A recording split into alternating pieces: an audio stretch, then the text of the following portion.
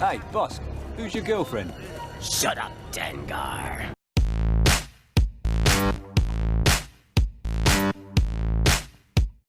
Dengar, like most of the famous Star Wars pilots, was born on the planet Corellia, somewhere before the events of the Clone Wars. In his childhood on Corellia, Dengar enjoyed working on vehicles called swoops with his father, and before becoming the famous toilet paper wearing bounty hunter we see him as in The Empire Strikes Back, he had quite the reputation in another profession: swoop racing. Swoop racing was considered by Star Wars standards to be the safer alternative to the other well-known spectator racing sport pod racing, and took place on speeder bike-esque looking vehicles. Races would work by only having one driver on the track at any one time, where each pilot would go through a sort of time trial, the goal being to have the shortest time around the track. Other well-known Star Wars characters to show proficiency in swoop racing included favourites such as Revan and Han Solo. During his adolescent years, Dengar became famous due to the skill he demonstrated racing swoops in the swoop circuit on Corellia.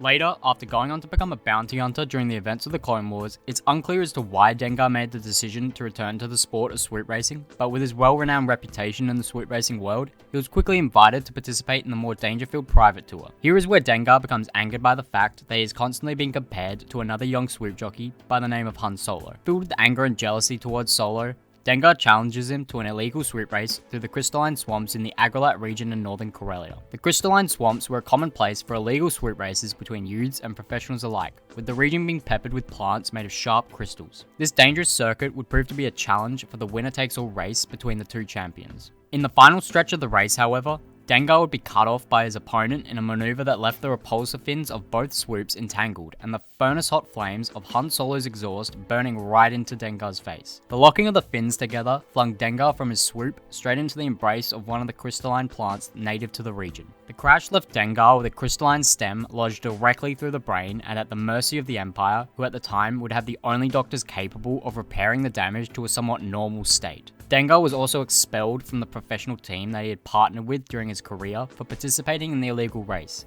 leaving him a man without friends. Dengar surely desired vengeance on Solo, and we can pretty much assume that when the hit was set out on the Millennium Falcon in The Empire Strikes Back by the Empire, Dengar was quick to sign up for the bounty.